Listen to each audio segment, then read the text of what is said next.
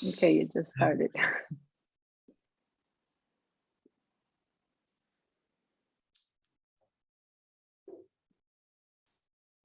Good. So let's give it some time.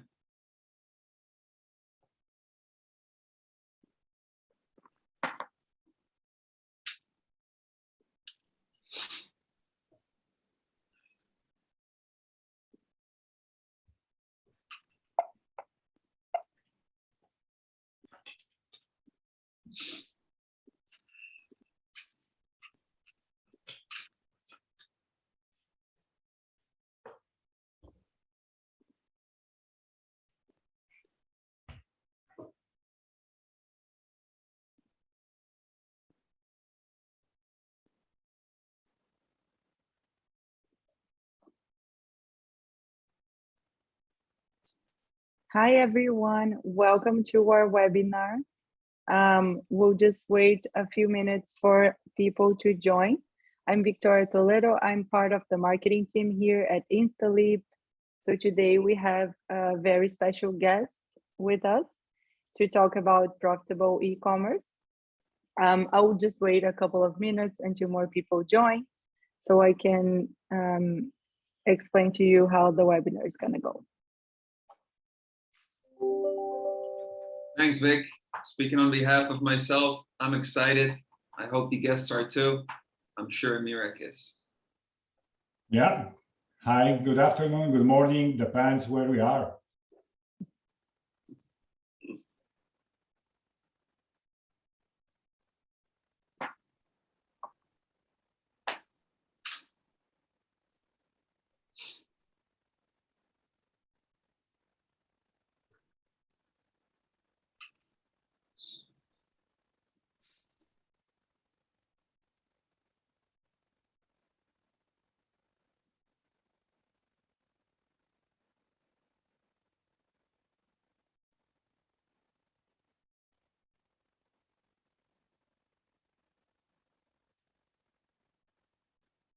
So until people are joining, I will just run everyone on how the webinar is gonna go.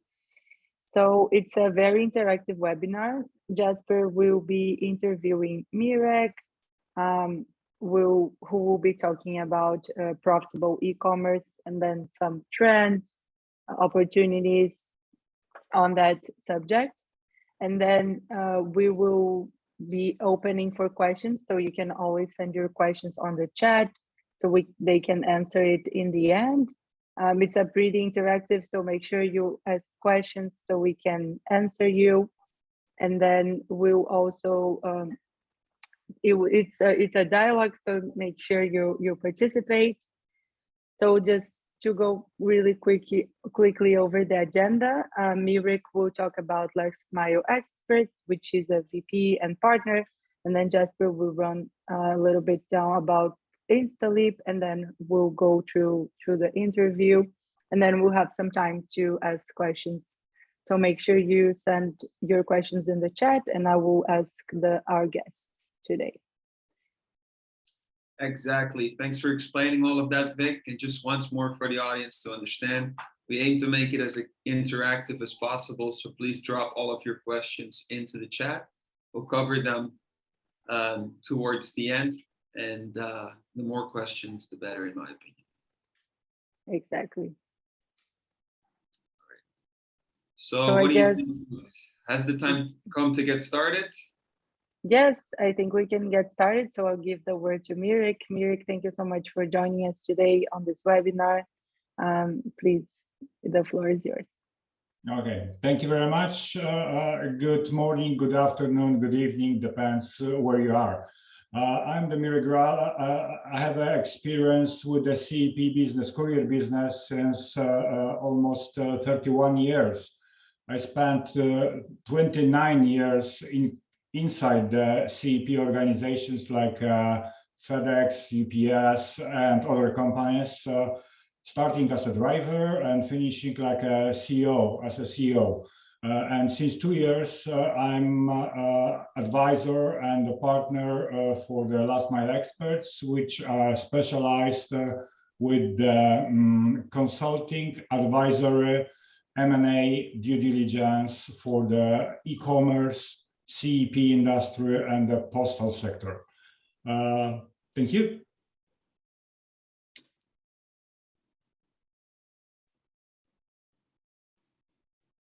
Anything else you want to touch on when it comes to your experience, your picture, and your summary, Mirek?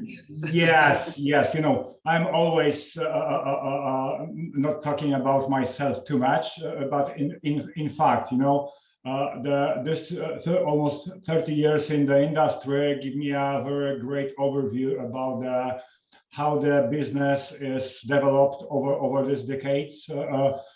When I started with the business, there was no handheld devices, there was no internet, there was nothing, which right now is a base for the business. The artificial intelligence was like a science fiction, and we used a piece of paper and a pen for the POD. Then, so in those days, the technology developed a lot, and right now, we can talk about the very sophisticated solutions, and I'm very curious about this. What will the future will bring to our industry with the next couple of years? Thank you, Jasper. Wonderful. So am I. So let's find out more. Basically, what I will be explaining, just to start off with, is basically what Instaleap is and also what my role is within the company. So I mean, you can see me on the webcam, you can see me in the picture once more. I believe it's somewhat similar, but my name is Jasper and I'm the CMO here at Instaleap. In short, I am therefore responsible for marketing. And Instaleap, at the end of the day, is a SaaS solution for supermarkets geared towards the enterprise space. So we work with customers such as Walmart, such as Continente in Portugal, and a bunch of other names. And basically what we help them do is we help them operate their digital channel, or put more bluntly, we help them execute their grocery e-commerce. So, you know, when you keep things really, really simple and high level, basically what we stand for is that we guarantee efficient picking at all times. We make sure that the delivery is going to be extremely fast. And we give both our customers as well as their customers, so the end consumer, so to say, a sense of control. So with a sense of control, basically what I mean is that, for instance, the consumers get access to a live status widget and basically real-time updates of what's happening with their order, which seemingly is the standard these days. And for the business, equally important, we basically provide them with an operations app so they can always see at a glance what is going on with all of the orders that come through, so they can act in a timely manner should something go wrong, basically before it even becomes a problem. That about, you know, the details of the platform, or at least a high level overview. I think at the end of the day, what people care about is, you know, what does all of this result into? Well, the main thing that it results into is a 30% delivery cost reduction, and that is also the main reason for, you know, these big grocers, as I just mentioned, to work with us. Other things that you know, are possible through our platform is up to 66% picking time reduction and approximately 95% on-time deliveries. So Victoria just ran a poll for you simply because I had just in brief explained, you know, what it is that that you can accomplish with Instaleap and what Instaleap in general stand for as a company. Should you want to learn more about the platform, please click yes here. In case no worries, all good. We're going to be explaining more about the industry, and that's the main objective for today.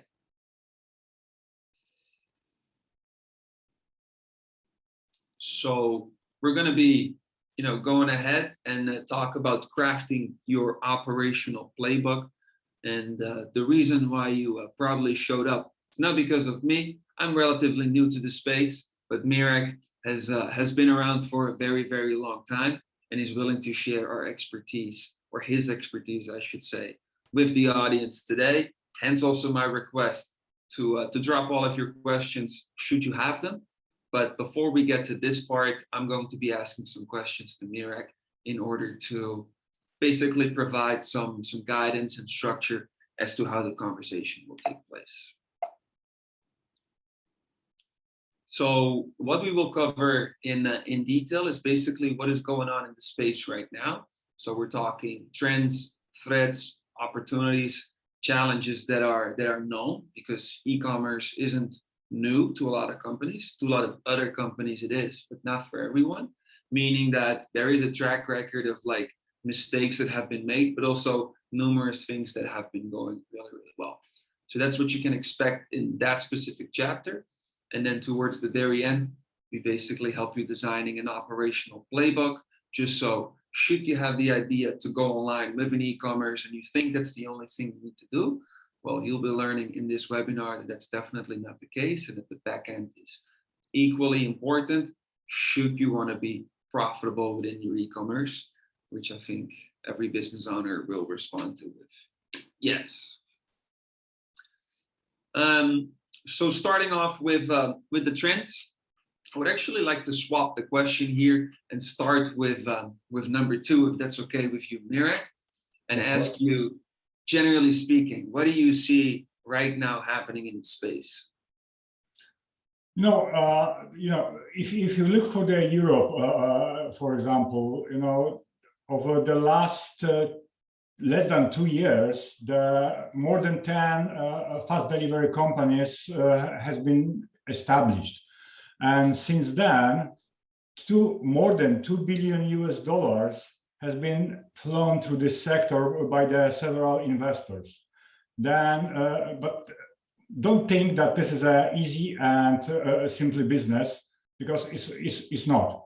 There is a lot of traps on the way, and when you develop this business, you need to think about the competition as well.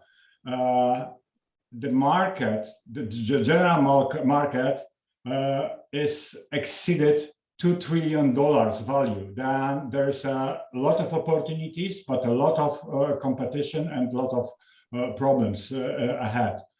In my opinion, the future development of this segment will be based on the building compatible and complementary ways of selling and efficient ecosystem, which the customers should have as a value option, because customers, they like to choose, they like to decide, and I think this is what's going on right now. But I think, Jasper, you have your own opinion, not as a last mile expert like me, but like an e-commerce expert. Yeah, absolutely. And like you said, a lot is happening in this space. It's almost hard to keep track of everything that is going on, especially if you try to do so, globally, because in the United States, they seem to be a bit ahead of the curve. Things are going really, really fast. A lot of new technology is being adopted and a lot of new models are being implemented. But it's not just there. It's in Western Europe, it's in Eastern Europe, it's in the Middle East, it's in Africa these days. Every company is looking, to go online as soon as possible. And that has had to do with the pandemic for one, but also with the arrival of the so-called rapid grocery delivery players. And I think everyone is trying to find a way to basically deal with both circumstances, so to say. Yeah, definitely. Yeah. You said in your response to my question that customers like to choose. I think that very much goes for every customer out there, including myself, and assume also yourself. What exactly do you mean when you're saying they like to choose? You know what? This is a part of the business or e-commerce business which we observe right now. Generally, the customers, clients want to have the choice. Some of us has a preferred option. Some of us has a preferred place to pick up the package or deliver the package or groceries. then, based on various studies, based on the various reports which I'm reading every single day, the more and more customer experience and the customer satisfaction is playing the hardest role in this industry. Look on, for example, on Amazon. Amazon is doing everything to satisfy the customer, to offer as wide as possible options to buy, to review the items, to buy them, to ship them, to deliver them on the various places. Then this is what I'm saying. Customer experience is like a trigger for your business. Absolutely. Yeah, agreed. So it's good that you brought up Amazon, because they are obviously one of these companies that are somewhat ahead of the curve, simply because they are originally a tech company and they're only just moving into grocery. Do you personally consider this a trend that is kind of undeniable for other businesses? And then I'm specifically referring to the speed with which they want to deliver, as well as their just walkout technology. There's two main trends with the e-grocery, and we can say this is a regular e-grocery which you can order for the next day or 2 days after, which is not so complicated, because it's quite similar to the regular city logistics, of course, for the fresh and frozen products. But the most popular, especially during the pandemic, become the quick commerce. The people, the consumers would like to have your own shopping within the 10, 15, 20 minutes. And then this becomes very, very critical from the operational point of view, and which is probably even most important from the cost point of view when you're running this business. Absolutely, yeah. I think we see them popping up everywhere. I'm European myself, so are you. I'm most familiar with companies like Gorillas, Zap, Getir, but there's plenty, such as Glovo, but also in the US. Speaking of these, what do you think the arrival of such players has done to big grocery chains and the way they see they should operate their business? Yeah, this is a very valid point. Definitely the online commerce and e-commerce, grocery is growing very fast. Never ever before pandemic it was so fast development. Even reading the reports from the 2019-18. This segment grew in some markets like 15, 17, 20+% year over year. But during the COVID, some of the operators are record the anonymous growth with the 50, 60, even 70% revenue growth year over year. However, this is, again, we will talk about this a little bit later on during the operational playbook, but we need to think about this. Well-known operators or sellers in America, like Walmart, like H-E-B or OXXO, even Amazon, they are developing a strong, very strong e-commerce and quick commerce platforms, because they see the opportunity. Also in Europe, if you look for the Europe, the biggest players like Auchan, Carrefour, Morrison, or even Aldi from Germany, even small piece from Poland, because Poland become the very, very, very attractive market for this sector. There's a convenience store, Żabka, which has a 7,000 points across the country, and they are developing also the quick commerce, the quick delivery, because they see that this is a future of this business. Right. Interesting. And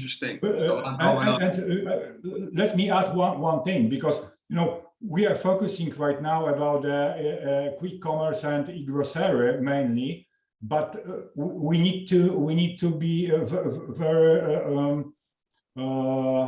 straightforward. I see this not only for e-grocery, because more and more you can observe that producers from the electronic goods, all clothing companies, they are looking for the quick delivery as well. There, at least in some big cities, when you have a population, big competition, and also the people who has no time to go to the shops. Yeah. So you're bringing up something interesting, because what I'm personally seeing, and I've spent some time in Latin America, is that in the pharma industry, this has already become the standard. So basically, whatever type of medicine you would need, you could have it in 10 minutes because you could order through, a platform that will drop it off at your place. You brought up some other industries, such as the apparel industry, and you mentioned a couple others. For which of these industries do you personally believe that it makes sense to move into, rapid delivery? Of course, the obvious is e-grocery, because everybody needs to eat at least a few times per day. And you mentioned very important part of our life, the medicines and the distribution of the medicines. I have been working for EPS some years ago, and then we acquired a company who distribute the medicines, and it was a project to combine this with the typical courier business. This is a little bit tricky, at least in some countries, especially high developed countries, because the distribution of the medicines required a very special conditions, very special buildings like warehouses, cars, and so on. However, I see this as an opportunity, because the car is you can buy the car. The warehouse, you can adapt the warehouse to fulfill the requirements. But what is the most important is technology behind. Technology who will give you an opportunity to manage the customer needs, stock, and the final delivery to fulfill customer expectation, which we talk about this briefly already. Wonderful. Thanks for explaining that. The final question, and I think also the main question that we had scheduled for this specific slide, is, do you personally believe that quick commerce is the way to go for chains? Yeah, absolutely. The big names which I mentioned before, the big chains, which we know generally from the big heavy stores when you can walk even half an hour between the shelves. But the e-commerce just changed the game. This is a game changer. Somebody who is, or some companies which are not present in the net, in the internet, they will be not able to develop the future growth. Right now, there's one very popular word which people are using very often: omni-channel. And omni-channel is a way to grow your business in the future, because as I mentioned before, $2 trillion is laying on the plate.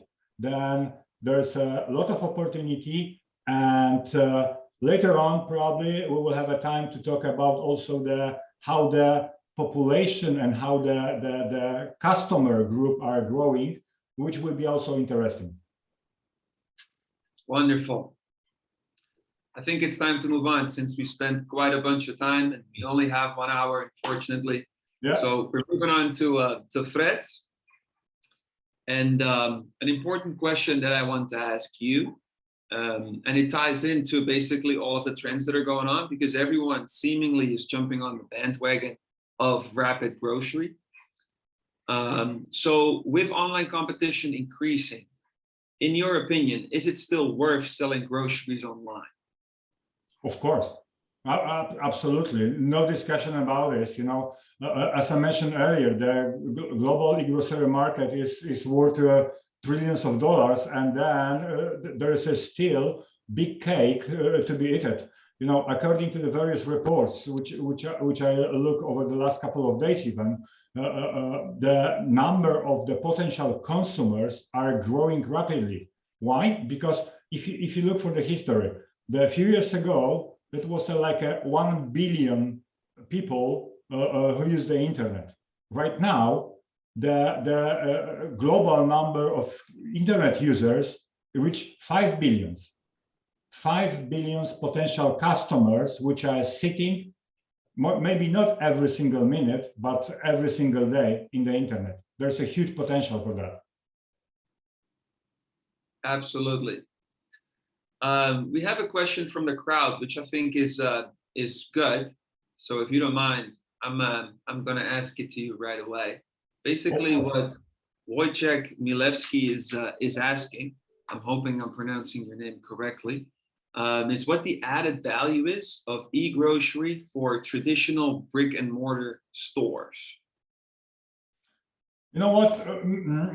I'm not a fan of this solution that quick e-commerce will be distributed from the regular stores, because first of all, this will take too much time, because the regular stores are big ones. And then this is why the dark shops are developing very fastly, because for the quick e-commerce you don't have a time. This is what is very specific for this industry. Customer is clicking the basket, and he expects that 15 minutes or 20 minutes later he will receive the order. Then you as an operator, you have no time to walk through the huge store to collect the goods and then ship this via driver. Then for me, this solution is not the best one, but of course the future will show, because maybe the customers will be not willing to pay too much for the quick delivery, because there is a couple of also different threats on the way. Right, gotcha. So basically, to summarize what I think you just explained with regards to the main question here, is that it is definitely worth selling groceries online, for the very simple fact that we're just scratching the surface at this point. Like, not everyone at this point in time is ordering groceries online just yet, but the growth is exponential and is expected to continue over the coming years. Is that correct? Yes, and if you look, for example, for Western Europe, 78% of the population are living in the cities, in the urban area. Then, if you think about the quick delivery, the fast delivery, quick commerce, then there is a lot of opportunity, because you cannot offer the quick delivery for the suburbs or for the villages. You must focus on the high density population areas, which is a city, and 78% of the population in the Western countries living in the city. Then absolutely right way to do. Right. Awesome. Thank you for explaining all of that. I think it's time to move on again and look at the beauty of things, the upside of things, aka the opportunities. I think I would like to swap the questions again and start with the second one. So what would you say, generally speaking, or very much in detail, up to you, are recommended actions to take to make the picking and delivery process as cost effective as possible? Okay, there is a couple of items which we should mention. The first one, I think from the start point of view, is basket size. Basket size need to be larger, and also they should focus on the high margin items to be added into this basket, because then the value of the basket is growing, and then the price for the delivery is relatively low comparing the value of the basket. Then you can add the hygiene products, beauty products, or snacks or drinks to the basket, then to improve the value. Of course, utilizing the delivery charges as a revenue stream, for example, the premium delivery charge for this special delivery, like a VIP delivery. This can be also the stream for better revenue. Or, for example, in some countries, Saturday or Sunday delivery, which will be treated as a premium. Also, we need to focus on the inside operation, inside the store, inside the dark store, increasing the order picking by applying the artificial intelligence to even plan how the store or how the warehouse should look like, where to put the shelves, where to put the products, which will have a biggest rotation, to save every single second on the picking activities. Because as we mentioned before, the whole process should be closed within 15-20 minutes. There's not too much for the walking between the shelves. Also, the loyalty of the customers. How you can develop this? Of course, but two main things: to deliver the order on time and deliver your order completely. Because we can talk about this later on. There's several situations with the e-grocery shown that very often the customer didn't receive the goods or products which he ordered already. And of course, there's another aspect from the logistic point of view and the procurement point of view, to develop the strong competitive purchasing and efficient middle mile to supply the dark stores, because you are making the money on the provision on the products and on service. Right. You said a lot, Mirek. So let me just recollect all of the information that you gave us, me and the crowd.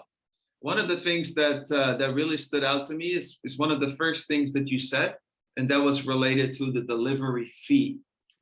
By how much, in terms of a percentage, do you think that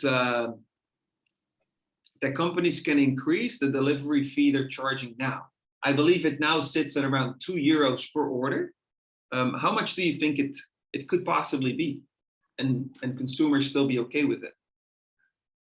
To be very honest, this is a very open question, because the markets are different, the customers' behavior are different, and the competition on the some markets are different. Then there's no one single answer, 5 or 3 or 7%, because we need to look on the particular markets. And then I can tell you something even more from the CEP industry, which I think this would be relevant to this.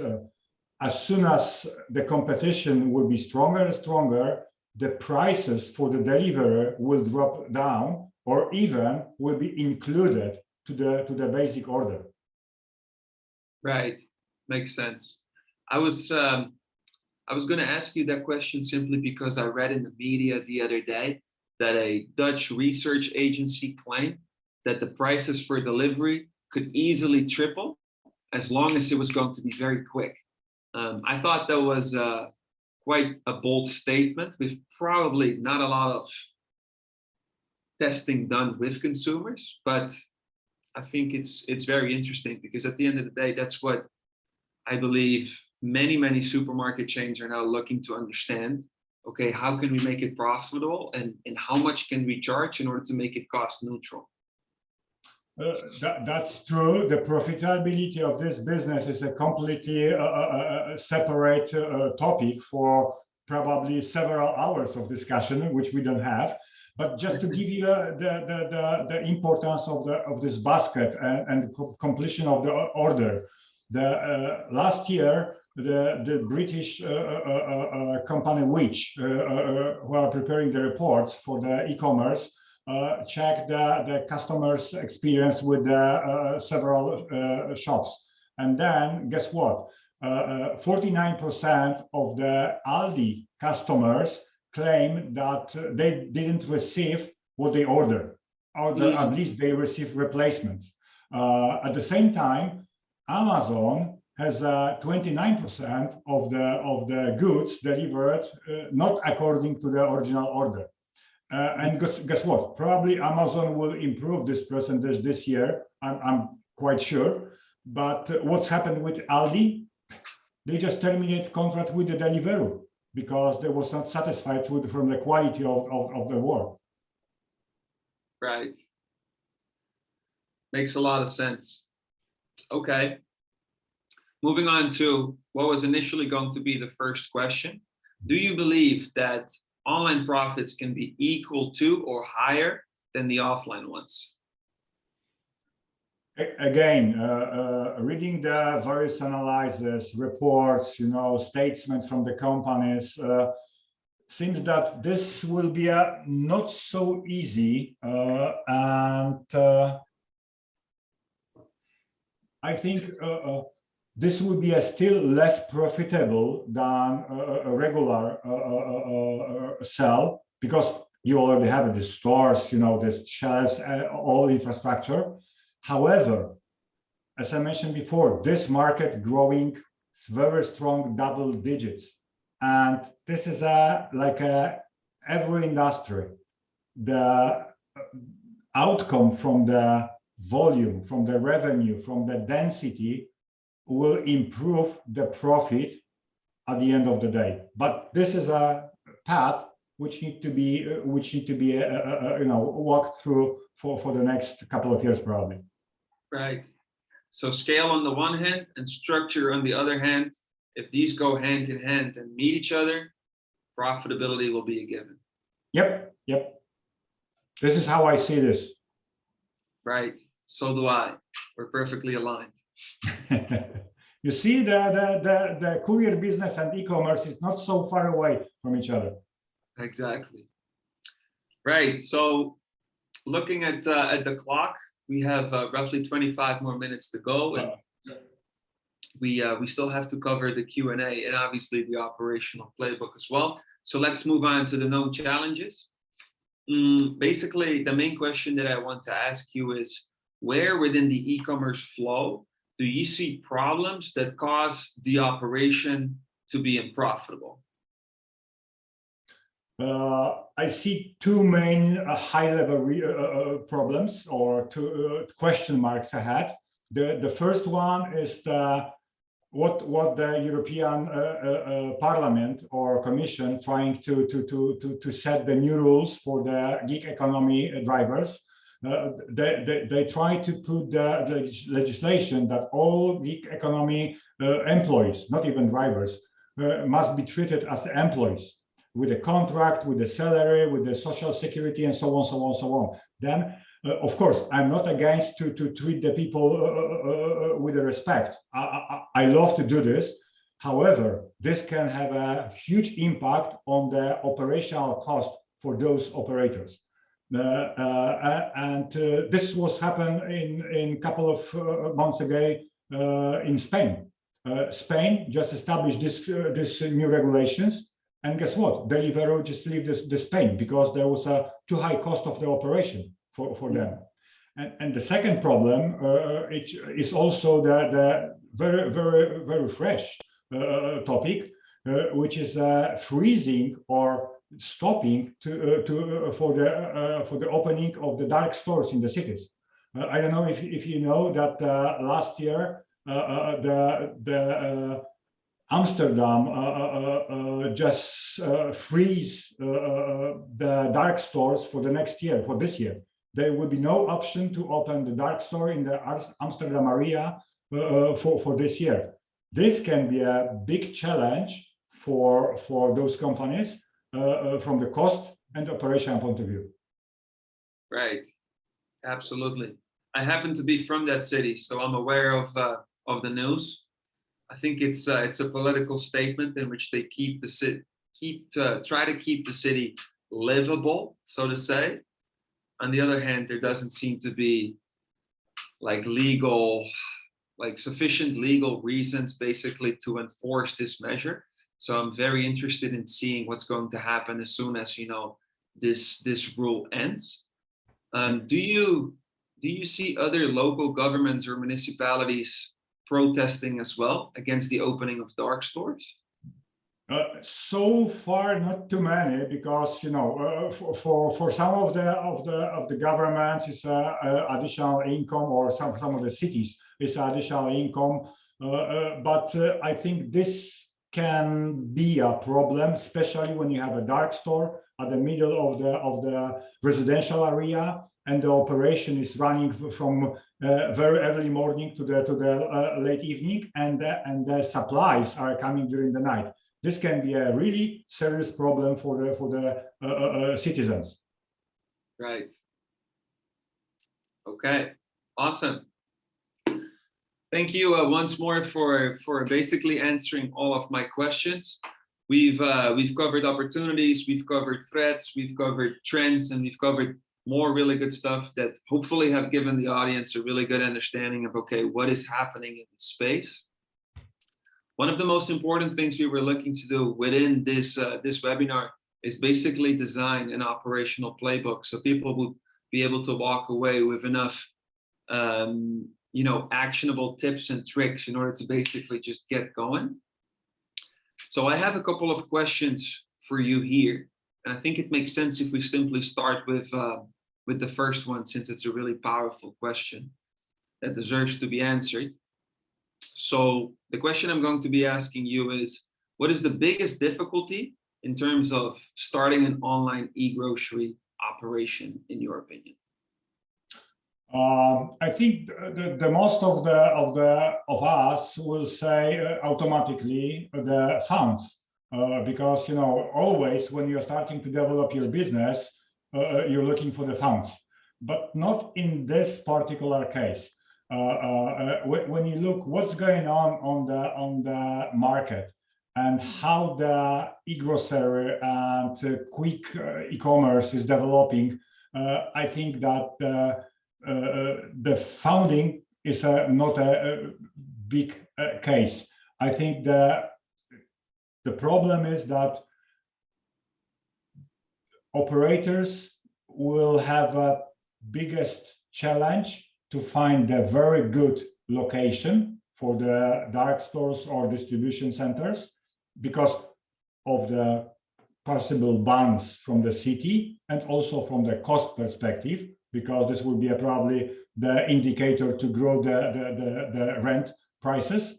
And also there will be a problem with the short delivery times, because as you will start to remove the dark stores or from the high dense area, the residential area, your delivery time will be longer. Then I think this would be probably two main problems for new entries and for the existing ones. Right. Okay. So that's that. Good to keep in mind, good to cover. And let's say you're actually going to get started. What do you say would come first? Strategy, technology, culture, or just execution right off the bat? No discussion about this, that you have to have the good strategy. You need to think about the strategy, which is a first step to develop the company. As soon as you have a good strategy, and you know how to develop the company, what is your target, short term and mid term, then you will be prepared for the next stage, which is a solid business plan. And the business plan should prospect your business for at least 3 years, with the development stages written down, and then planning this business plan, preparing the business plan. You need to know what kind of model you are going to apply. You will be an end-to-end operator, you will be only the partial operator, or you will be only the delivery operator, which is a key component from the strategy. And also you need to remember that this business, especially this business, is based on the tech, about the software, which can give you advantage at the front of the others, because speed is a key component to be successful. Absolutely. So basically what you're saying, if I understood you correctly, is, okay, you're starting from scratch, make your decision. So lay the foundation in terms of your strategy and decide what kind of model you want to apply. Once you figured all of that out and have documented it in your business plan, which doesn't have to be 50 pages, but has to be, concise, and you have to have a good understanding of what you want to do. Then you start looking into the technology, just because for e-grocery, it's so important that it's going to be fast, and that speed is basically accomplished through the utilization of tech. Absolutely. And please, Jasper, don't forget about customer experience. The customer experience is a key. And how you can achieve this? By delivering the very good quality and stable and easy to use app for the customer on his phone. Yeah, exactly. Great. From your experience, and this might differ from business to business, but let's say many things are done well. How long does it take to be profitable within this specific space? If I will know this, I would be a very rich man. Probably I would be sitting somewhere in Bahamas or somewhere else. I'm not speaking with you guys today.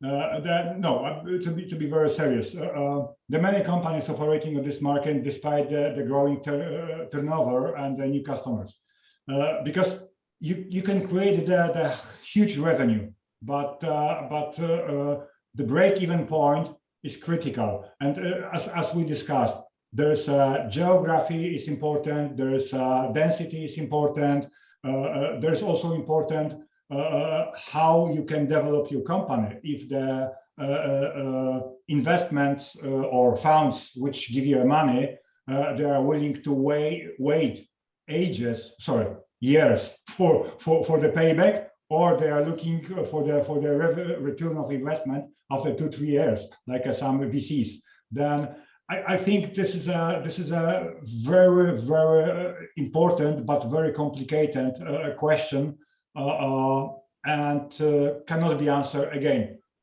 in the simple way 2-3 years, because this will be a cheating ourselves. Yeah, absolutely. Okay. Typically, would you say, if starting from scratch, grocers should use their own fleet of drivers, marketplaces, or 3PL partners? What is kind of your take on that? Generally speaking, most companies, a light asset is probably will be a best successful story to tell. Then from my point of view, as many as you can, especially for the early stage of the business, you should outsource to be light asset and focus on the development, the customer base and the customer experience. As soon as you will reach the certain level of the revenue and the customers, you can start to think about a different model. But the start should be based on the light asset setup. That makes sense. Do you feel personally that customers at this point in time are still loyal to the supermarkets they used to buy all the time? Yes, I think yes. We need to remember that every person, every human has a different preferences. All of us like this or that. Then from this point of view, there will be still people going to the regular supermarket. There will be still people going to the local shop downstairs. But again, knowing that the e-commerce is a trend for the future, the growth of the market will go in the direction of the e-commerce, less into the regular stores. But we need to keep in mind the very important word, omni-channel. Two of them are working together. This is an ecosystem. Right. Okay. So if I understood you correctly, then basically you are saying in many markets, customers are still loyal to supermarkets. However, the trend at this point in time is for e-commerce to pack more heat, so to say. So these orders continue to increase. And with that being said, loyalty will likely go down simply because there's more online options for people. Yeah, people are used to be, you know, using the easiest options. But still, if you look for the brands, which we talked about at the beginning, you know, like Walmart, OXXO, Auchan, Carrefour, there will be still probably some customers who will be doing the regular shops from time to time through the internet, and some of the shopping by themselves from the shop. Right. Makes sense. Okay. Awesome.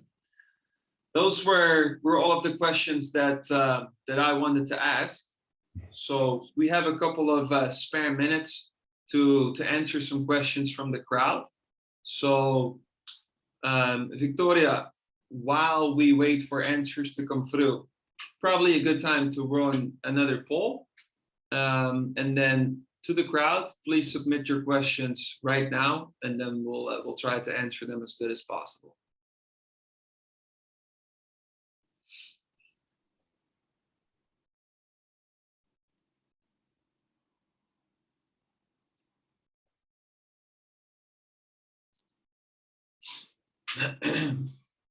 And by the way, I just read the article today about retail e-commerce sales growth in US market. Guess what? Carvana grew 50% year over year, Target 22, and Apple 22 as well. Walmart 17%. And surprise, surprise, Amazon less than 15. That's interesting. Yep. Best Buy 7.7 and Home Depot 9%. Good.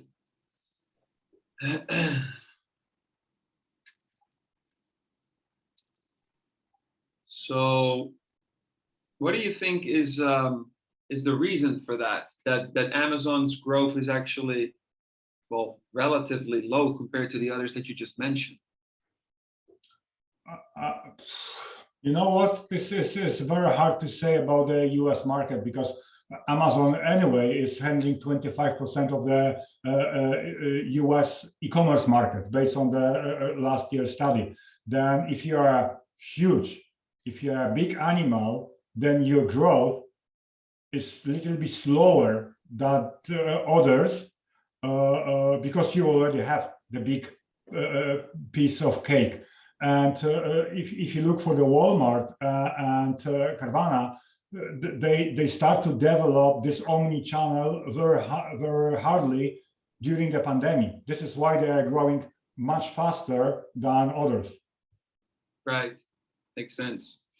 We just received a very good question from an attendee, and he's basically wondering what the typical order value is at which a quick commerce delivery model breaks even. Ideally for a large city in Poland, but Western Europe will also do. As far as I know, any of Polish quick commerce operators are not making the money. They're just burning the cash every single evening. Big fireplace in the headquarters. But from my point of view, again, this is a very complicated and open answer question, which cannot be answered, you know, in a simple way. Right, that makes sense. I read the other day that based on research, it was an agency who published that on every order, on average, the rapid grocery delivery player loses around $10. What do you think is the easiest or the most straightforward way to get these €10 back and become break even? You know what? There's always two options to add the delivery cost on top of the cart, which I believe nobody will like, as we are consumers as well, and we don't like to pay much more for the deliveries.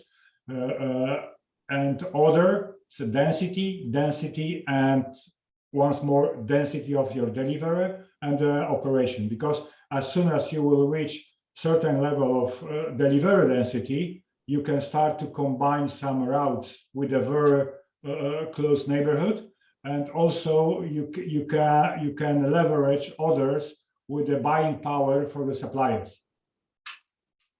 Wonderful. I appreciate that. One more question from George Reynoso. Where can we read all of the articles that were mentioned? Good question, George. I think the easiest thing to do is if we simply link them up in the follow-up email. So just keep an eye on your email, and we'll hook you up with the articles that we referred to during this chat. And the stats which I referred to a couple of minutes ago about US market is coming from the insider intelligence. Awesome. Let's see. So one more question. What is the end game for quick commerce? With all players losing money today, I don't think recovering the not so small delivery cost with a surcharge will work as a solution. What do you think a sustainable model will look like in 5 to 10 years?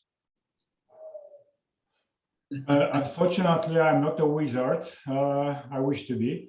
That's a good question to dedicate a whole session to, probably. Absolutely. But looking for the courier industry and looking for the logistic industry, I think the answer for today, at least today, is consolidations and acquisitions. This is what can make you a stronger. You can develop the big market share, and having this, we are coming back to the discussion about the density, and the density. Wonderful. Thank you for explaining. And with that being said, our time is up. So I would personally like to, thank everyone that attended today, and I wish you a good rest of your day. Thank you very much. It was nice to see you, talk to you, and thank for our audience for being with us. Hopefully you enjoyed this session. Thanks, Mirek. Bye-bye. Thank you. Cheers. Thank you, everyone.